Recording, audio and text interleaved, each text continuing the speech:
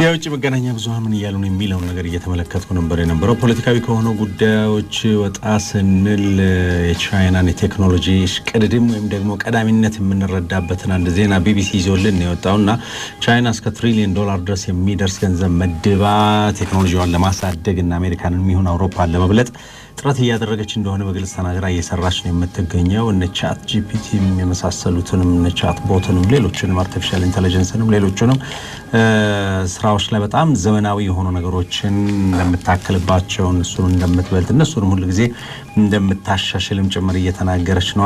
አሁን ከህፃናት መጫወቻ አሻንጉሊቶች ጨምሮ የቼዝ መጫወቻዎችም ሌሎችንም ጭምር በአርቲፊሻል ኢንተለጀንስ ከፍ እያደረገቻቸው መሆኗንም ጭምር እንደዚሁ እየተናገረች ነው ያለችው። 10 ትሪሊዮን የቻይና ዩዋን ወይም ደግሞ $1.4 ትሪሊየን አካባቢ መድባ እየተንቀሳቀሰች መሆኑንም ጭምር ተናግራለች። ከዚህ በፊት ቻይና እንግዲህ የኛን ቴክኖሎጂ እየሰረቀች ነው በሚል አሜሪካ ብዙ ጊዜ ያስተወቅሳት ነበር። በአንዳንድ ጉዳዮች ላይ ግን ቻይና የበላይነቷን ወይም ደግሞ በላጭነቷን ቀዳሚነቷን እያሳየች ትገኛለች። ለምሳሌ በዲፕ ሲክ ያው በዚህ ሰሞኑም ሲነገር እንደነበረው ዲፕ ሲክ ይዞት የመጣው ነገር ከነ ቻት ጂፒቲ የሚሆን ከሌሎቹ በጣም በእጅጉ የሚበልጥ መሆኑን መታየቱም ጭምር ለዚህ እንደ አንድ ማሳያ ተደርጎ እንደሚወሰድ ተነግሯል።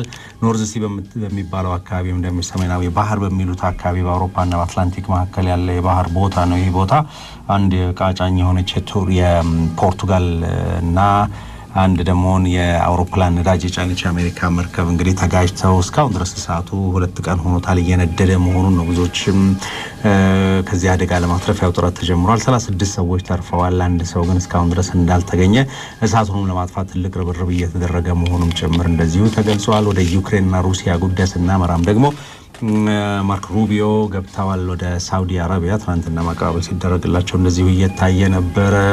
የሰላም ስምምነቱን ለመፈራረም እየተቃረበን ይመስለኛል። በዩክሬን በኩል ያለው ግትርነት አሁን እየላላ ነው። በራሷ በግሏ የተኩስ አቁም ስምምነት ለማድረግ የጀመረችው ጥረትም እንደዚሁ ጥሩ ነው። ሩሲያም ይህንን ነገር ትቀላቀለዋለች ብለን እናምናለን የሚል ነገርን ተናግረዋል። ሩሲያ ደግሞ 2 የእንግሊዝ ዲፕሎማቶችን የዩናይትድ ኪንግደም ዲፕሎማቶችን ከሀገሯ ማባረሯን የታወቀው። ለዚህ ደግሞ እንደ ምክንያት የሰጠችው ዶናልድ ትራምፕ የጀመሩትን የሰላም ጥረት ለማደናቀፍ እንግሊዝ በጣም በከፍተኛ ደረጃ እየሰራች መሆኑን ለማመልከት የሚል ነገር መናገራቸውም ጭምር ነው የታወቀው። ሳሙኤል እንዳለው ወደ አዘጋጀልን ትንታኔ እናምራ። የካናዳው አዲሱ ተመረጠ ጠቅላይ ሚኒስትር ማርክ ካርኒ ዓለም አቀፍ የገበያ ትብብርና ወዳጅነትን ማጠናከር እንደሚፈልጉ ተናግረዋል። ጠቅላይ ሚኒስትር ጀስቲን ትሩዶን የተኩት ካርኒ የአሜሪካ የታሪፍ ዛቻ ያስጨንቀንም እንደ ሆኪ ግጥሚያ በአሸናፊነት እንወጣዋለንም ነው ያሉት። የሰሜን አሜሪካዎቹ የንግድ ጦርነት በዓለም ኢኮኖሚ ላይ የሚያስከትለው ተጽዕኖ በስጋት እየተጠበቀ ነው የሚገኘው። ሳሙኤል እንዳለ ይህን ጉዳይ በትንታኔ ተመልክቶታል። ካናዳ ጠቅላይ ሚኒስትር ቀይራለች። በአውሮፓና በካናዳ ላይ ከመሰረቱ ከተለወጠው የአሜሪካ የውጭ ፖሊሲ የንግድ ፖሊሲ አንጻር ጂኦፖለቲካዊ ትርጉሙ ከፍተኛ ነው የተባለ ነው። ጀስቲን ትሩዶ የቀድሞው የካናዳ ጠቅላይ ሚኒስትር ሊባሉ ነው። በካናዳ ምርጫ ያሸነፉት አዲሱ የካናዳ ተመራጭ ጠቅላይ ሚኒስትር ማርክ ካርኔ ገና ከመድረሳቸው የአሜሪካው ፕሬዝዳንት ዶናልድ ትራምፕ የከፈቱብንን የንግድ ጦርነት በአሸናፊነት ለመወጣት ወገቤን አስሬ እሰራለሁ ብለዋል። አሜሪካ እንዳትሳሳት፣ እኛ ካናዳውያን እንደ ሆኪ ቡድናችን ግጥሚያ ሁሉ ሀገራችንም በንግድ ጦርነቱ በአሸናፊነት ትወጣለች ብለዋል። በቅርጫት ኳስ ውድድር እንኳን አላሉ ሳይሉ አይቀሩም ትራምፕ። ታዛቢዎች ጦርነቱ ተጧጧፈ ብለዋል።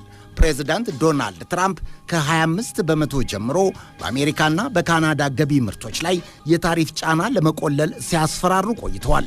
የካናዳና የሜክሲኮ በርካታ ምርቶች ከ80 በመቶ በላይ ሸማች ሀገር ደግሞ አሜሪካ ናት። ይሄ ተጽዕኖ በሀገሮቹ የውጭ ንግድ ላይ ብቻም አይደለም። አስከትሎት የሚመጣው ውጤት በዓለም የንግድ ስርዓትም ውስጥ በርካታ መመሰቃቀሎችን እንደሚፈጥር የኢኮኖሚ ተንታኞች ይናገራሉ። ቢሆንም ዋይት ሃውስ እንዳለው ከሁሉ በፊት ሀገርና የዜግነት ደህንነት ይበልጣል ብሏል። ከሁለቱ ሀገሮች በምርቶች ውስጥ ተመሳስሎ በኮንትሮባንድና ህገወጥ መንገድ የሚገባውን ፌንታሊን የተባለውን 50 ጊዜ ከሄሮይንም በላይ ጠንካራና አደገኛ የሆነውን አደንዛዥ እጽ ለመከላከል ነው የታሪፍ ጫናው ያስፈለገው ብሏል ዋይት ሃውስ። የትራምፕ ታሪፍ የመጣል እቅድ ገና ወደ ተግባር ሳይሸጋገር የዓለም የአክሲዮን ገበያ መውደቅና የአሜሪካውያን ሸማቾችም ስጋት ማየሉ ግን አልቀረም። ትራምፕ ግን አሉ የካናዳና የሜክሲኮ ምርቶች ላይ ታሪፍ መጣል የገበያ ጉዳይ ብቻ አይደለም። የሀገር ደህንነትና የዜጎችን ጤናም መከላከልና ዘብ መቆም ነው። ከዚህ ሌላ የታሪፍ ዕቅዱ የአሜሪካንን የንግድ ጉድለት በማስተካከል ኢፍትሐዊ የነበረውን የንግድ ግንኙነት ይቀይራልም ብለዋል። ታዛቢዎች የታሪፍ ጫናውና የገበያ ቅጣቱ ከፍተኛ የበጀት ጉድለትና ሀገራዊ ዕዳ ያለባትን ካናዳን የአሜሪካ አንዷ ግዛት ሆና እንድትጠቃለል የማድረግ ጂኦፖለቲካዊ ፍላጎት እንዳለው ይናገራሉ። ትራምፕ አንድ ብንሆን ጠንካራ አሜሪካንን በፕላኔታችን ላይ እንፈጥራለን ሲሉ ቆይተዋል። 85.9% የፓርቲያቸውን የሊበራል ፓርቲን ድምፅ በማግኘት ያሸነፉት ማርክ ካርኔ የአሜሪካ የታሪፍ ጫና መልሶ አሜሪካውያንን የሚጎዳ ነው፣ ቢያንስ ካናዳና ሜክሲኮም የአሜሪካ ምርቶች እንዳይገቡ ብናግድ ዋይት ሃውስ ባይጎዳም በርካታ የአሜሪካ ባለሀብቶች ይጎዳሉ ሲሉ የአጸፋ ማስፈራሪያ ሰጥተዋል።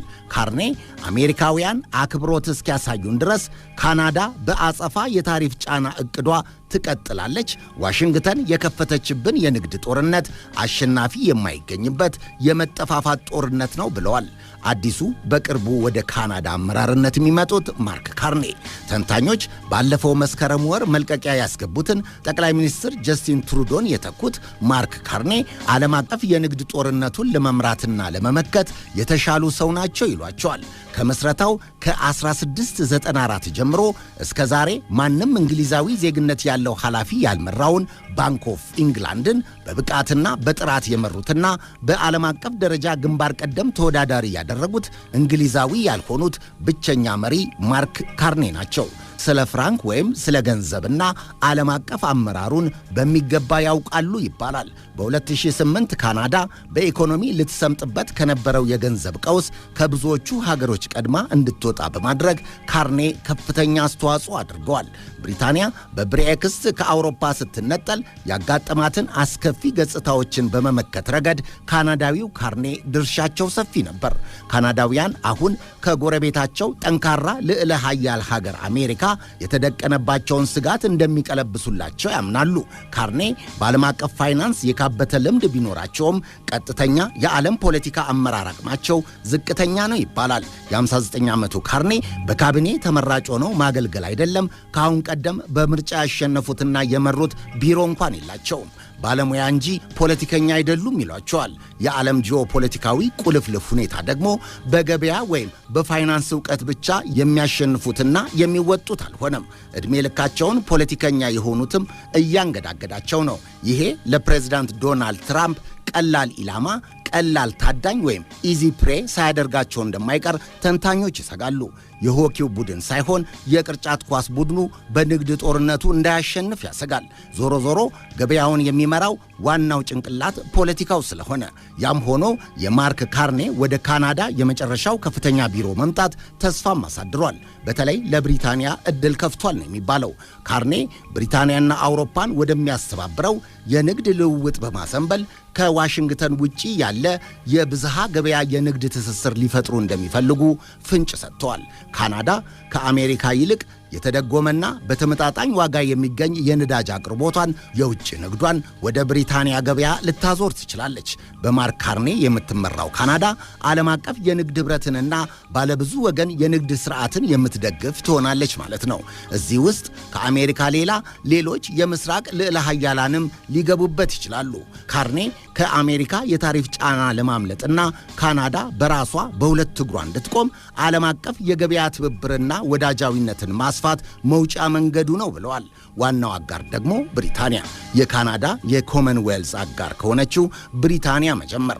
ይሄ ለትራምፕ ማስፈራሪያ ነው ወይስ የቀድሞው ንፋስ የማያስገባው ወዳጆቹ አሜሪካ፣ ብሪታንያና አውሮፓ መካከል የመለያየት ንፋስ ሽው ብሎ ይሆን? ቆይተን የምናየው ነው።